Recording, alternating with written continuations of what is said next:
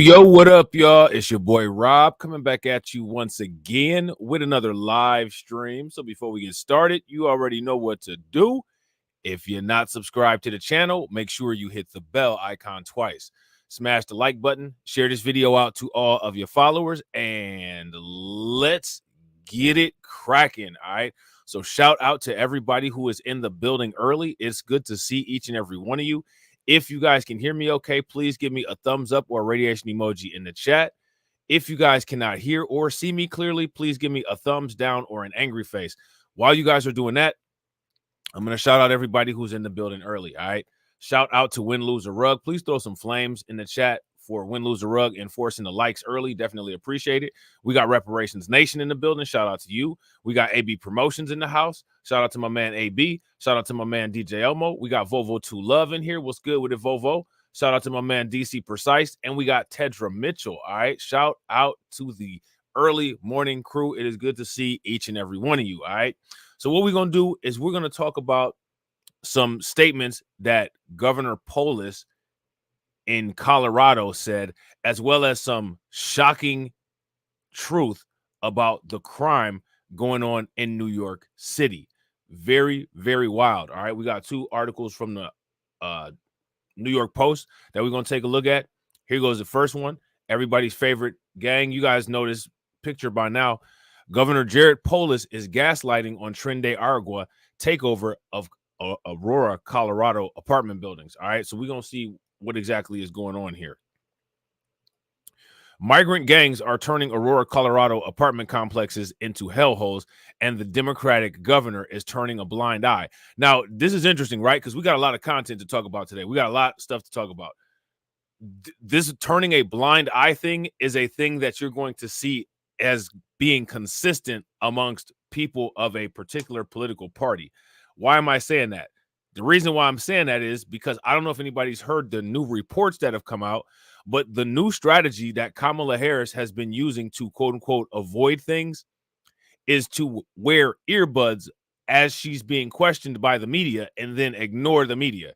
If you guys have heard about this, give me a thumbs up. If you guys have not, give me a thumbs down. If you haven't heard about it, you might run into it later on through your travels on YouTube. But if you're locked in here, because like I said, we got content, got a lot of content, got to find a way to get it out. So we'll talk about it at some point today, all right? Shout out to Roots Trackers. What's good with the Roots Tracker? So now here says it's an unhappy consequence of being a suburb of a sanctuary city, Denver. Venezuelan migrants have spread from the Mile High City, with allegedly gang-affiliated ones claiming apartment buildings as their turf, terrorizing residents. All right. One chilling video shows suspected Tren De Aragua members stalking through the complex with guns. Another from the same complex shows two men breaking into a unit with a tire iron. Mayor Mike Kaufman confirmed, okay, that at least two buildings have been taken over. So again, Mike Kaufman's take on this particular situation is different than what Governor Polis is saying publicly. Okay. So we're gonna actually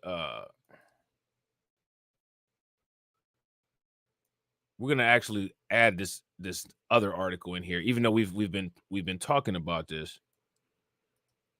I think it's kind of important to add some context. Real quick, shout out to everybody that's watching. If you guys haven't smashed the like button yet, please do me a favor, take a moment, smash that like button. Also, if you guys haven't hit the bell, please take a moment, hit the bell. All right. And also, please share the stream to your social media. All right. So now here it says City Councilwoman Danielle Jurinsky had warned, I worry about everything that I know regarding this gang, and I worry about everything that I don't know. But despite the mountains of evidence, Governor Jared Polis is flat out denying that it's happening. Now, let me ask you guys this question. Why is Governor Polis denying that this is happening? What's the benefit in denying this? There's really not any benefit in denying this, is there? On Wednesday, his office called the invasion a feature of Danielle Jurinsky's imagination. All right. Now, mind you, we've seen all the videos. We've seen all the craziness. We've seen all the insanity that's going on. It doesn't look like it's imaginary at all. As a matter of fact, it looks very real, right? And sneered that Polis, quote unquote, really hopes that the city council members in charge stop trashing their own city when they're supposed to keep it safe. So again, we have this projection. All right. This is gaslighting at its worst. Was it Jurinsky's imagination when local ringleader Jardini Jose Pacheco Chirino and some of his thugs reportedly beat a man at one of those complexes, or when he was involved in a shooting that wounded two men at the same complex? Was it her imagination that prompted one apartment dweller to tell Fox 31 Denver, it's been a nightmare and I can't wait to get out of here? And we've seen all of this, right? Jurinsky has long been blaring the alarm on the migrant crisis's impact on her city. She's called out the Harris-Biden administration for the suffering of Aurorans and slammed Denver officials for incentivizing migrants to flock to the Mile High City region in droves by offering free housing and other taxpayer-funded goodies. So now you got to ask yourself this question. If they're getting all these taxpayer-funded goodies, why is it that they're committing all this crime? Why is it that they're committing all the crime? Does that make any sense? Polis is a relatively moderate Democrat. He's advocated for getting rid of Colorado's income tax and making the state more business friendly. He's traveled to the White House in February to push Biden-Harris to address border security and call for more funding to cities being overwhelmed by migrants. But he's also contributed to the migrants' overrun of the state. Okay, so check this out. This is what happened. He signed a sanctuary law in 2019 prohibiting probation officers from providing an individual's personal information to federal authorities. And in June, he signed measures making it easier for migrants to get driver's license and government aid. Now, we saw some videos with these people talking and discussing these things, right? Shout out to DSB. What's good with it, bro?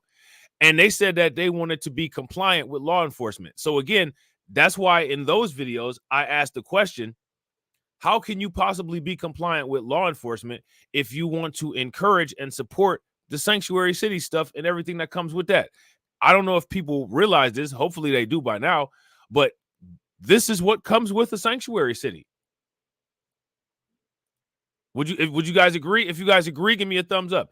If you guys disagree, give me a thumbs down. This right here, this is what comes with a sanctuary city. Shout out to DC Precise. DC Precise says benign neglect is one of WS most used and favorite tools. So Pole is just using a familiar tactic in his favorite game. Yeah, facts. I agree. If you guys agree with DC, give me a thumbs up. If y'all disagree, then give me a thumbs down. The gang's power grab in Aurora is inconvenient for Polis, hence his don't believe your lying eyes approach. By late Friday, it seemed he'd leaned on Mayor Kaufman to shush or at least combat the taking control of narrative, even as the city requested an emergency court order to clear the apartment buildings where the Venezuelan gang activity had been occurring. Later in the weekend, Polis tweeted that taking over buildings has no place in Colorado and that he's been in touch with Aurora officials over the past month and offered any and all state assistance to quote unquote back up any operation by the Aurora Police Department. That is, don't blame me. Yeah. And again, if you ask me, the only way to back up the police in these kind of situations is to quote unquote get rid of the sanctuary city status. Okay, bet, Ryan. I see you, bro. I got you. Okay. So now here it says the national migrant crisis has become so undeniable that even Kamala Harris has dropped the pretense as well. Polis can continue to try to sell the lie that Aurora's officials are quote unquote imagining a gang takeover, but the town's residents, like Americans in dim run cities across the country, are living the ugly truth. All right. So again, this is wild. All right. And it's hard to get information about this stuff because there's a lot of denial going on. There's a lot of denial going on. All right. So now next what we're going to do is we're going to take a look at this article here from the New York Post. And we know about this, but we're just going to reiterate it anyway. And we're going to be doing another stream where we react to a video on BLR a little bit later, actually immediately after this. All right. And this also talks about the situation in Aurora, Colorado. All right. Venezuelan gangs are overrunning Colorado apartment buildings as part of an organized criminal effort, Aurora mayor said. All right. So now remember, at first the Aurora mayor was denying this. Now he's admitting to it. Okay. Now he's admitting to it. Very interesting change of direction. You know what I'm saying? Shout out to everybody that's watching. I appreciate you guys. If you all haven't smashed the like button yet, please do me a favor. Take a moment, smash that like button. Also, if you guys haven't hit the bell, please take a moment, hit that bell. And also, please share this stream to your social media. We got 14 people watching and we got 11 likes. If we can get the likes to 20, that would be wonderful. All right. So let's I think we've seen this before. But let's take a listen anyway. Let's take a listen anyway. Let's see. I'm going to try to move it to where it's a little bit easier to look at. There we go. So there are several buildings actually under the same ownership, out-of-state ownership, that have fallen to these Venezuelan gangs. I'm trying to walk it back and do the investigation as to how there's a concentration. Shout out to AB Promotions. I appreciate you plugging the channels, bro. Make sure y'all throw some flames in the chat for AB Promotions. Plugging the channel. Definitely appreciate it. Venezuelans in these three buildings. Somebody put them there and somebody funded it. Whether it's federal government or not, we're trying to find out who. These gangs apparently are attracted to where there's a concentration of Venezuelan migrants, and so they've in fact have kind of pushed out the property management through intimidation, and then collected the rents. We have now, or have had, it is ongoing operations with a task force of local law enforcement, state law enforcement partners, and federal law enforcement partners to root them out. And arrests have been made, but these operations are still ongoing. With the arrests that have been made, are these confirmed gang-affiliated members? You know, this is an organized criminal effort. Whether it's Tren De Aragua, that remains to be seen. But it really doesn't matter. I mean, if they're Venezuelan migrants and they're conducting crime in an organized manner, they're all right. If so they gave us a commercial. So give me 1 second. Realty.com. We're gonna shut that off. All right. So now here it says the Venezuelan gangs that have reportedly overrun several Colorado apartment buildings are part of an organized crime effort, the city's mayor insisted on Thursday. Now, let me ask you guys this question. To what degree do you all think that the crime is organized? Do you think that the crime is organized logistically so that a lot of these migrant gangs, these like little subsets, they are cross states and in communication with each other? If you guys think that that's the case, then give me a thumbs up. If you guys think that that's not the case, then give me a thumbs down. Shout out to Kurt. What's good with it, bro? Aurora Mayor Mike Kaufman addressed the shocking footage that emerged this week, showing a crew of heavily armed men storming an apartment complex in the Denver suburb that locals say has been taken over by gangs. This is an organized criminal effort. Whether it's Tren De Aragua, that remains to be seen, Kaufman said on Fox News in reference to the notorious South American prison gang. But it really doesn't matter. I mean, if they're Venezuelan migrants and they're committing crime in an organized way, they're a problem. Okay. So now here it says Kaufman, a Republican, claimed at least 2 buildings have fallen to these Venezuelan gangs, in which the gang members pushed out the property management through intimidation. The footage captured earlier this month and obtained by KDVR shows 3 men with handguns and 1 with a rifle in the building shortly before a shootout erupted. All right. Another clip at a different time shows 2 men breaking into a unit with a tire iron inside the same complex called the Edge at Lowry, where the migrants have moved in. All right. So it's called the Edge at Lowry. That's the place where this is going on at. Now, see, if I had it my way, man, I would catch a flight down there. I'll be straight outside. I'll run right up in there and get some raw footage of what's popping off. Take some pictures of them nasty razor blade mattresses and all of the bed bugs and everything else. Because y'all know I'm crazy. You know what I'm saying? The city leader slammed the federal government for allowing migrants to flood into the country. Many of them have traveled to the sanctuary city of Denver, which is about 10 miles west of Aurora. Kaufman also questioned how migrants landed in Aurora after making it clear that they weren't welcomed. I think we're the victim of a failed policy at the southern border. You've got these massive waves of migrants coming across the border that many of them crossed illegally and were arrested, asked for political asylum, were not adequately vetted, and released into the country, the mayor told Fox News. Now, I don't know what time I'm going to be able to do this, but I'm going to either do this at some point today or I'm going to do this at some point tomorrow. There was a meeting that took place between Trump and the Mothers of Liberty. My question for everybody is, was anybody able to watch that? If you guys saw that, give me a thumbs up. If you guys didn't see it, give me a thumbs down. Now, the reason why I'm asking is because I'm actually probably going to react to the entire thing, but the part in the beginning was very interesting because they were talking about the migrant crisis. And another thing that we're going to do is we're going to compare how the Mothers of Liberty meeting went versus how the professional Black journalists meeting went. And we're going to try to figure out why those things went very different. I'm sure everybody has their own idea, but why not have fun and do it in real time? Why not have fun? Why not have great fun and do it in real time, right? The city of Aurora, we did everything we could, quite frankly, to keep them out of the city because it's not our problem. This is the federal problem.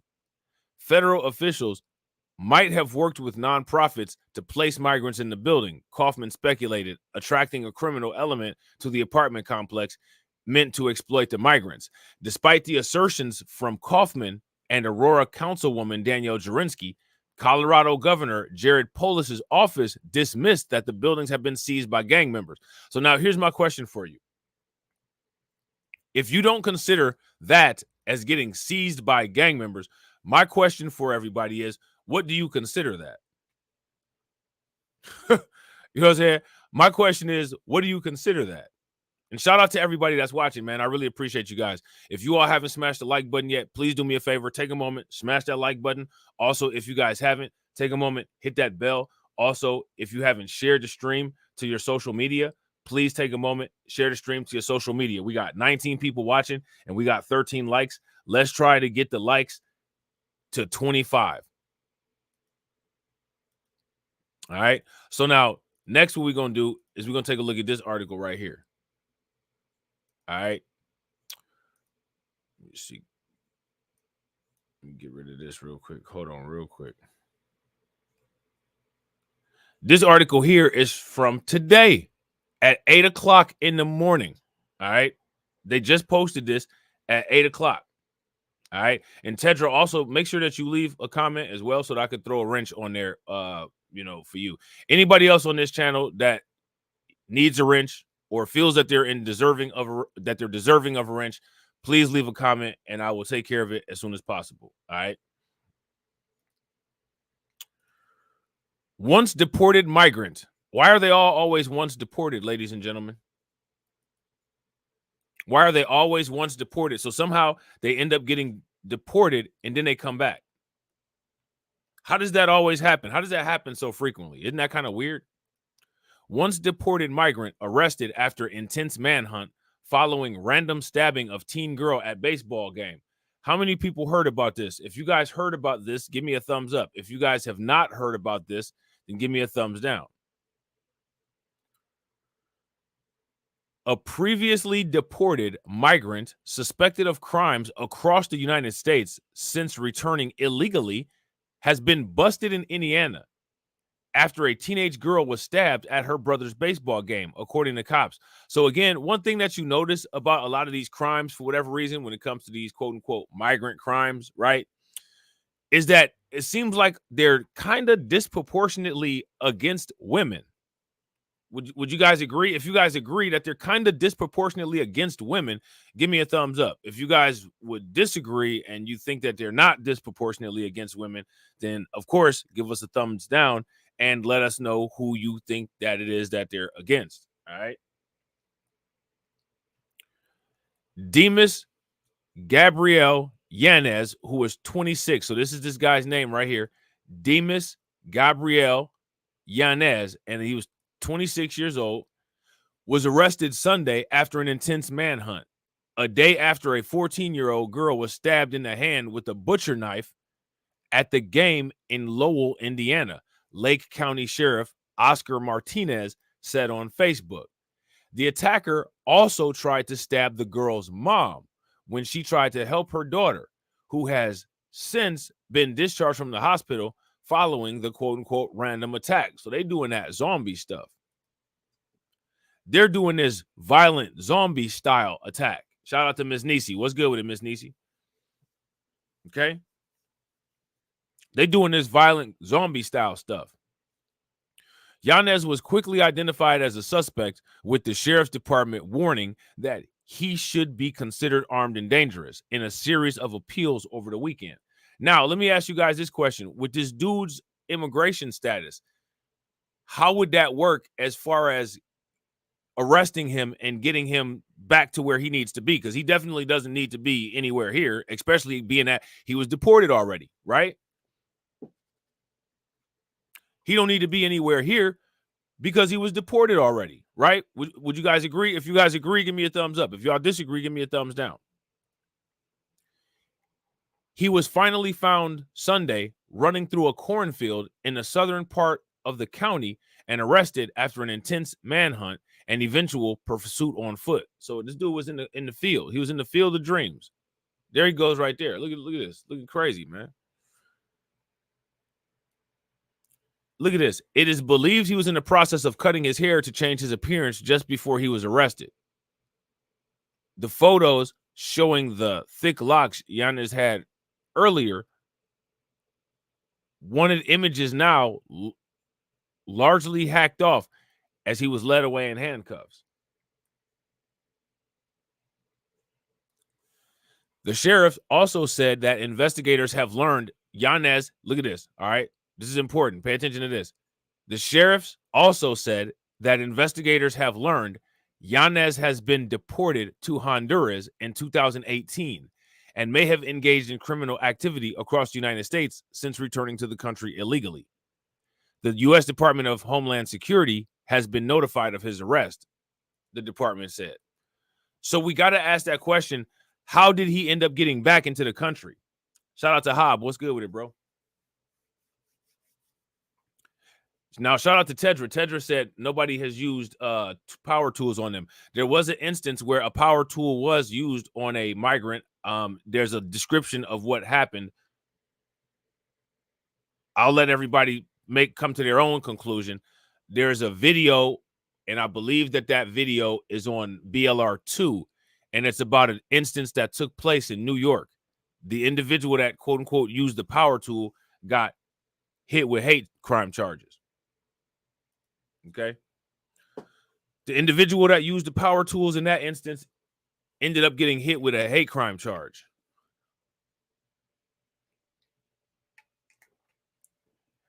Okay. So now here it says Yanez is now in custody at the Lake County Jail. The investigation is still ongoing, and we will provide more details as they become available, the sheriff said. Okay. So there's that. So now we travel to New York City. New York. In New York, them migrants be riding them motorcycles. They all in the street. I'm talking about New York. And then Eric Adams come in on the verse. This is New York, son. You're not allowed to have a gun. The budget like $20 million, B. The city almost done. Biden ain't paying. These migrants out here laying. Food trucks all over. Fish filleting. You know what I'm saying? With Rihanna on the track. You know what I'm saying? Shout out to David. What's good with it, bro? Migrants flooding New York City's justice system. Rikers Island, son. Rikers Island about to float to the bottom, you know what I'm saying, of the Atlantic because there's so many migrants in there. Migrants flooding New York City's justice system, making up 75% of arrests in Midtown as pathetic sanctuary city laws handcuff cops. 75% of arrests in Midtown. Shout out to Uncle Murder, East New York, Brooklyn. Crazy. That's crazy. Crazy. That's crazy. You know what I'm saying? Uncle Murder was happy when they put a case on Eric Adams.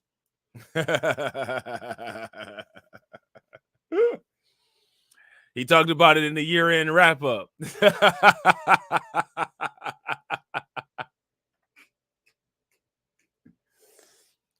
Oh, man. Uncle Murder was happy when they put a case on Eric Adams. You know what I'm saying? He talked about it in the year-end wrap-up. This is crazy, though. Now, this is interesting. New York City migrant crisis cost shatter $5 billion. All right. Let me see. Maybe they got hold on. Maybe they got some insights on there for us. Hopefully it's not just a video with music. We'll see. And real quick, while you guys are waiting for this advertisement to play, if you can take a moment, smash that like button. Also, if you guys can hit that bell and share the stream to your social media, that'd be great. Let me see. Yeah, I think it's just music. Let's see. Yeah, it's just one of these videos with music. And then they tend to always use copywritten music too. Instead of using some music that's, you know, copyright friendly. Jefferson Maldonado A 31-year-old migrant from Ecuador has been arrested in New York City 5 times since arriving to the U.S. earlier this year. What'd you come to the U.S. for if you're just going to get arrested? What you do all that for? You know what I'm saying? His latest bust, look at this, was for stealing a pair of pants and a beer from the Target near Herald Square. I mean, that's an interesting combination of things. I'm gonna get a pair of pants and I'm gonna get a beer. He must have been about to have a good night. Asked why he committed the crime, the migrant thief said, "I wanted to change my clothes and think. I wanted to sit down and think about my life, about what to do, because this is not a normal world." Well, you're contributing to that, sir. Because stealing pants and a beer, it's not really normal things to do.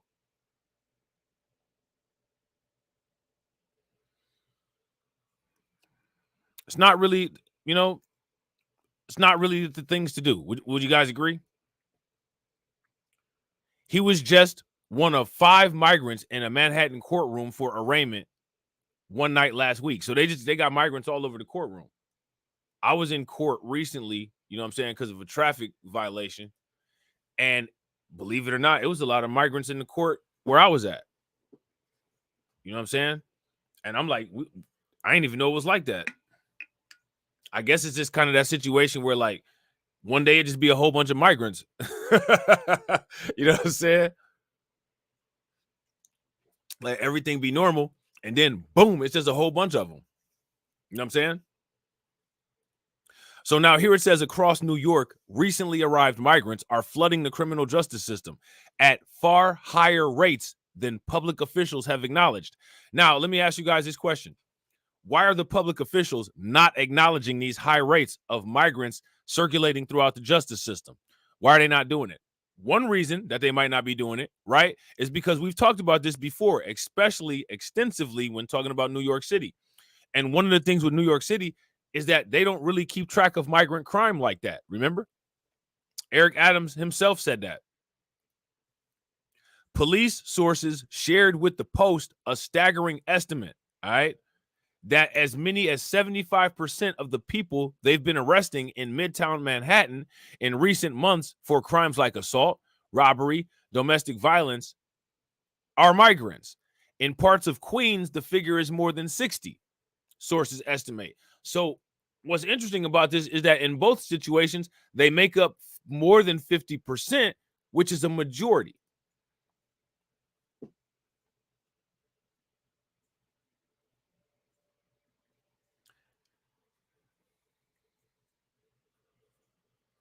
Would you guys agree? And shout out to Hob. I agree, bro. That's one of the reasons probably why they don't really report it the way that they should. Hob says, crime accuracy is bad for business. Yeah, that's facts. If you guys agree with Hob, give me a thumbs up. If y'all disagree, give me a thumbs down.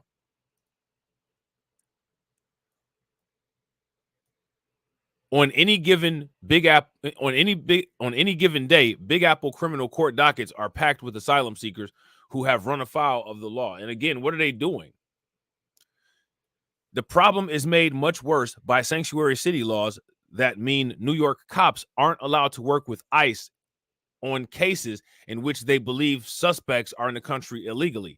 Now, let me ask you guys a question. So again, any one of these mayors or any one of these governors who's in one of these states that has laws like this, if they say that they actually want to assist law enforcement and get these people who are committing all these crimes out of here, if they actually say that and then they don't get rid of these sanctuary city statuses, are they actually telling the truth? Do they actually want to get rid of these sanctuary city statuses? Or are they just saying that for appearances? Because there's no possible way that you could be compliant and you want the law to be followed while blocking law enforcement from enforcing the law. Like, it just doesn't make any sense. Additionally, the New York Police Department says it is barred from tracking the immigration status of offenders.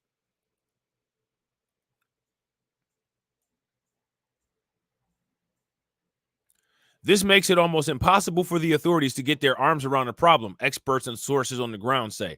New York City estimated a tool to get rid of violent criminals New York City eliminated a tool to get rid of violent criminals. What a mess. James Quinn, a veteran, former prosecutor at the Queens District Attorney's Office, told the Post. Sanctuary city law is pathetic. It's disgusting. It's crazy. Now, here goes my question. How many of you all believe with that? How many of y'all believe that? Y'all agree with this? The sanctuary city law is pathetic. It's disgusting. It's crazy. I would actually tend to agree with that. If you guys agree with that, throw them thumbs up. If y'all disagree with that, throw them thumbs down. I'd actually agree. Making matters worse, police sources say word has gotten out in the shelters about the city's lax bail guidelines, meaning migrants know they're going to get kicked back onto the street quickly after they're nabbed. So let me ask you guys this. Do you think that they commit their crimes and are, prepared to deal with those things?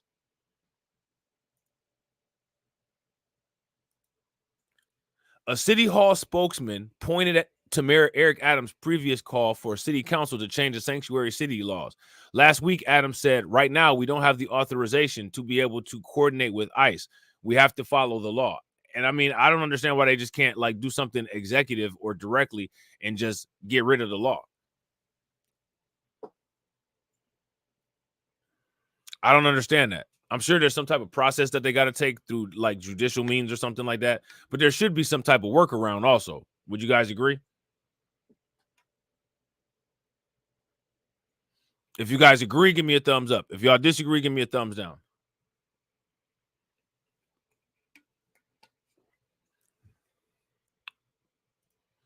So now here it says the mayor's office also said the city is working with Midtown Improvement Coalition to better police the neighborhood. A New York Police Department spokesperson said overall crime is down so far this year compared to last year and added New Yorkers can count on the New York Police Department's ongoing vigilance in every neighborhood. Now, again, how vigilant are you able to be if sanctuary city laws stop you from dealing with this particular element of crime? How vigilant can you be? See, that's the question right there. You're not able to utilize maximum vigilance if you have laws that restrict you from being able to fully prosecute offenders.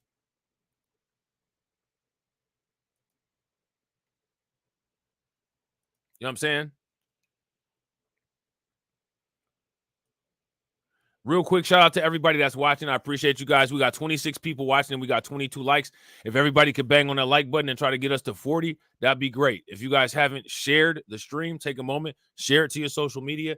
If you haven't subscribed to the channel, please take a moment, subscribe. Next milestone is getting to 500. We almost right there. Y'all can do it. Let's do it. You know what I'm saying?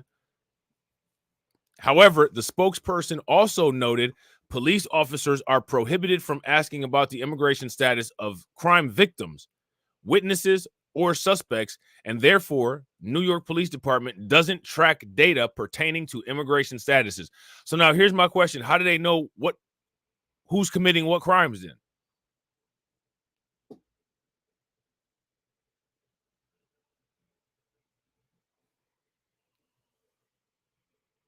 How do they know who's committing what crimes? That's my question for you guys. As a result, the only people who have a full understanding of the scale of the problem are the police officers and court workers who see it day in, day out. All right. So now these are estimates. I would say about 75% of the arrests in Midtown Manhattan are migrants, mostly for robberies, assaults, domestic incidents, and selling counterfeit items, a Midtown officer said.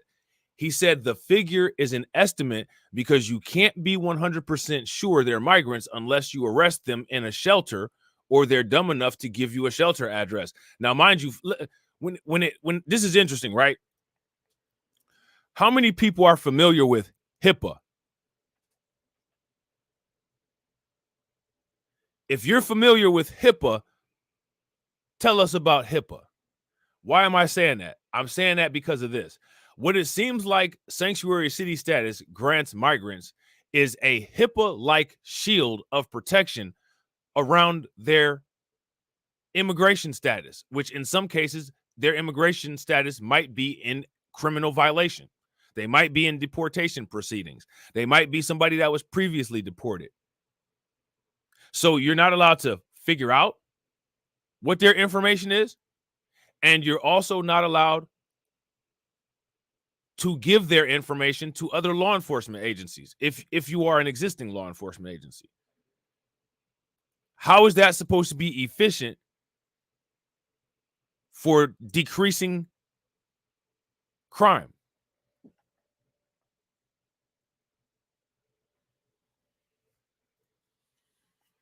That's the question, man. Let me know what y'all think. So now here it says another Manhattan cop said that excluding petty larcenies at drugstores, the number of local arrests involving migrants is easily 75%, noting that most who get caught shoplifting go for the more pricey branded goods. Why are they doing all this shoplifting when New York City gave them these checks with the money on it, or they gave them these MasterCards with the money on it for $10,000 for food and all that? And they got places to stay for free. They get to go to the Roosevelt 5-star hotel.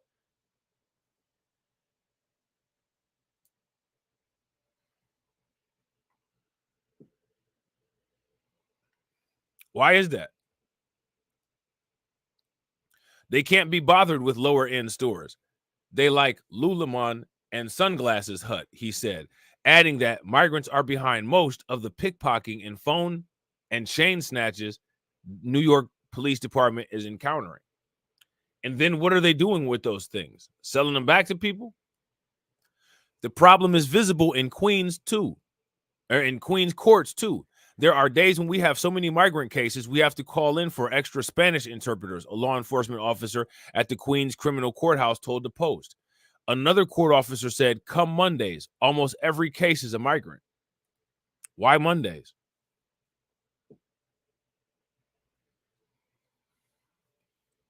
You know what I'm saying? Why Mondays?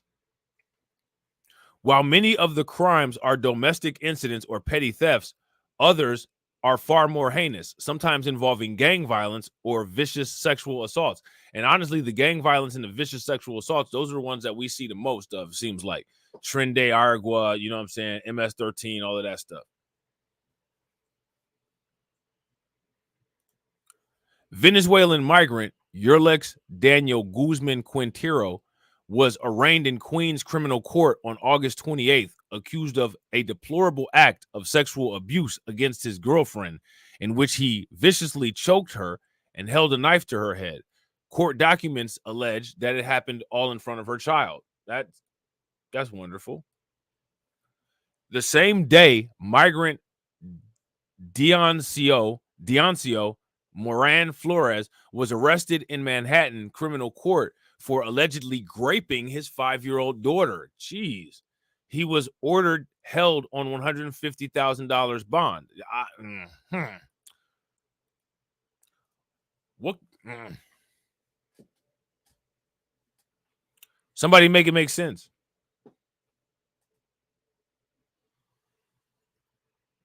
Somebody make this make sense. That dude, man, let me shut up. Meanwhile, so now we're talking about Tren De Aragua.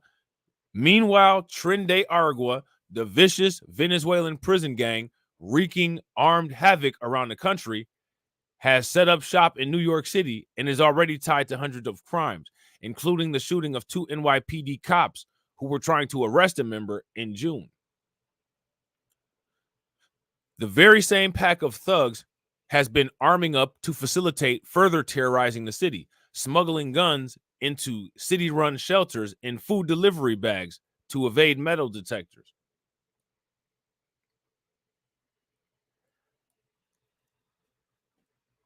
It's only a matter of time before some of these other migrant shelters get taken over. Would you guys agree? If you guys agree, give me a thumbs up. If y'all disagree, give me a thumbs down. It's only a matter of time before some migrant shelter gets taken over in the same fashion that those apartment buildings got overrun in Aurora, Colorado. It's only a matter of time.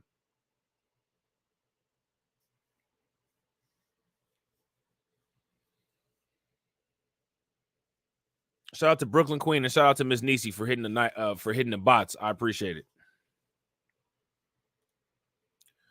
The cop added that the Biden-Harris administration's lax border policies, combined with sanctuary city laws, have allowed the problem to fester. So we gotta validate this, all right, with opinion here in the chat. If you guys agree that that's a true statement, then give me a thumbs up. If you guys disagree and you feel that that's a false statement, then please give me a thumbs down and explain how or why you think that is false. Crime would be down significantly if there was a wall and if we could account for everyone who comes into the country, the source grumbled. So this sounds the same as what they're saying in Aurora, Colorado.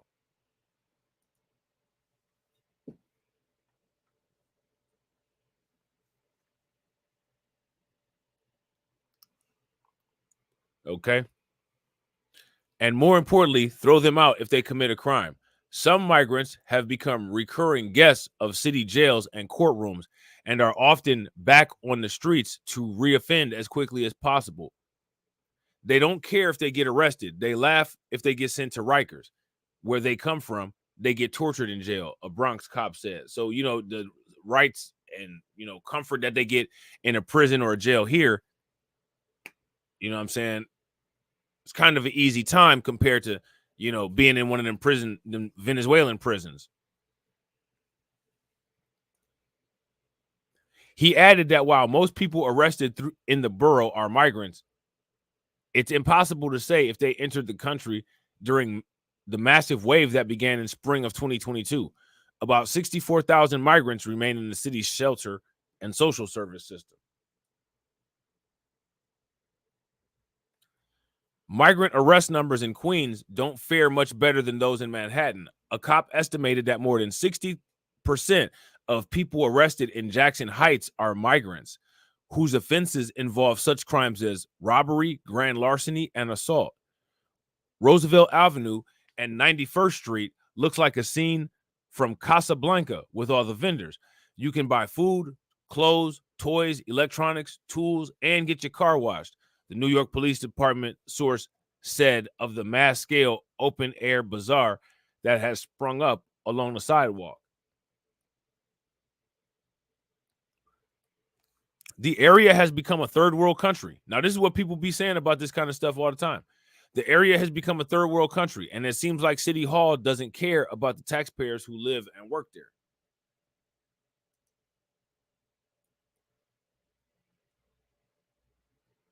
He said Elmhurst, particularly the area along Roosevelt Avenue, has experienced a nearly 22% uptick in crime compared to last year.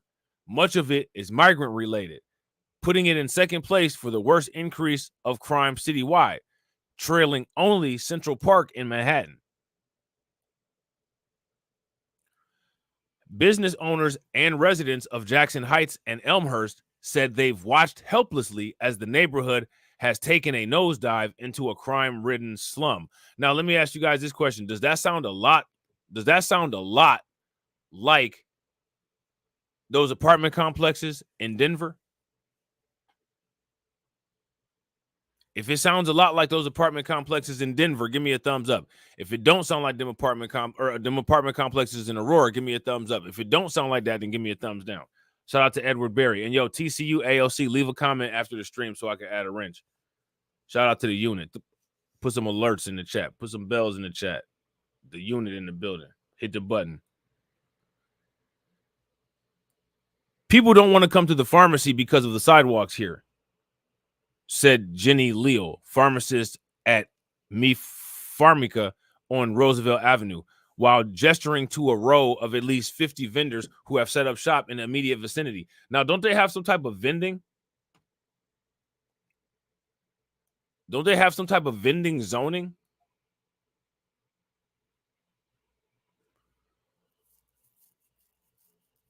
The number of prostitutes, look at this, the number of prostitutes has doubled in the last 2 months. They're starting to act like they are a part of the community now, she added. We see them every day. It's like the same people wearing the same outfits. It's really strange. Yeah, I bet it is. I bet it's pretty strange.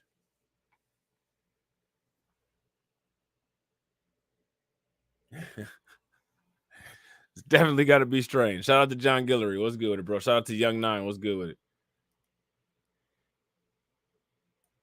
City PBA president Patrick Hendry decried the out-of-control lawlessness taking root across the city, blaming the courts for failing to take a firm enough hand to combat it. Our justice system is already failing to protect New Yorkers and hold lawbreakers accountable, regardless of where they come from, he said.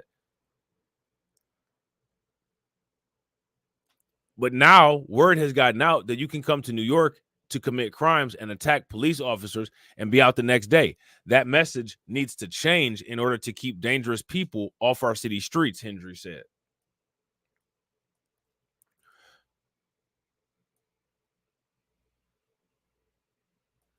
Some migrants who have been arrested multiple times said that they tried the straight and narrow path, but it's just too hard in the United States. Well, then why? I don't understand why did you come here then?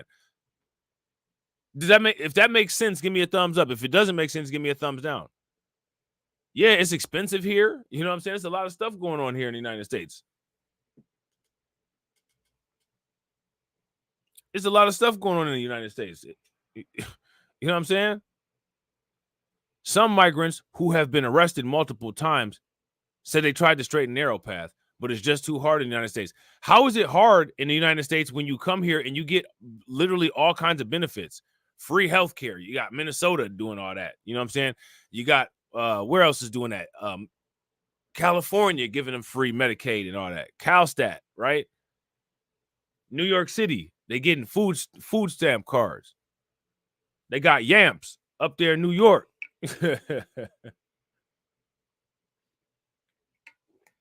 Free hotel at the Roosevelt. And they keep changing the law to make it where more statuses are legal. You know what I mean? I walked through the woods. I kept on walking to get to the American dream. They tell you about the American dream. But when I got here, I saw that it was not like they said. It's not easy here. It's no bed of roses, said Maldonado, the migrant busted for stealing from Target. Juan Bernal Rodriguez, who is 45 from Colombia, said he was arrested for stealing French fries at LaGuardia Airport. How did you steal French fries? How did you do that? What'd you do? Run behind the register? I mean, how do you do that? You stole French fries? What did you do? Did you prepare them yourself, or did you steal them from the heat lamp? What did you do? You stole French fries at the airport. He gave the city shelter system mixed reviews, acknowledging, yeah, you can get help at one of the complexes, but also bemoaning theft at the hands of fellow migrants.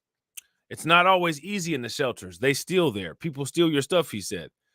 The district attorney's offices of Manhattan, Queens, and Brooklyn and the Bronx did not respond to requests by the Post for comments on Monday. All right. So that's kind of wild.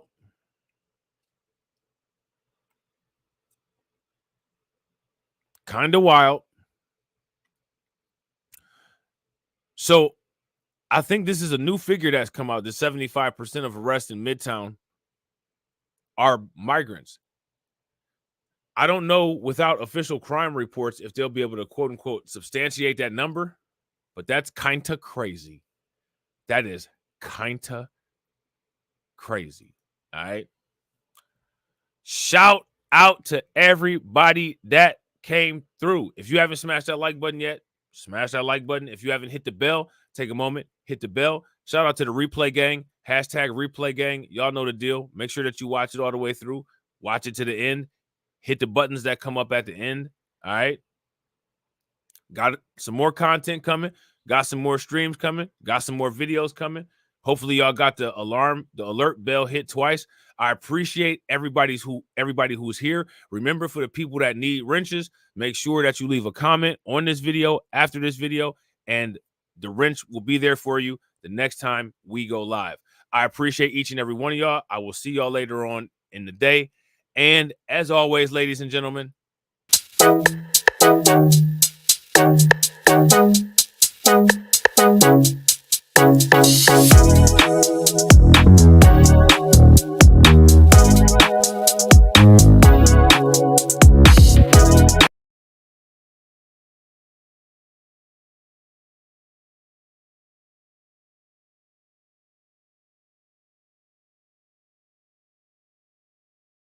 you.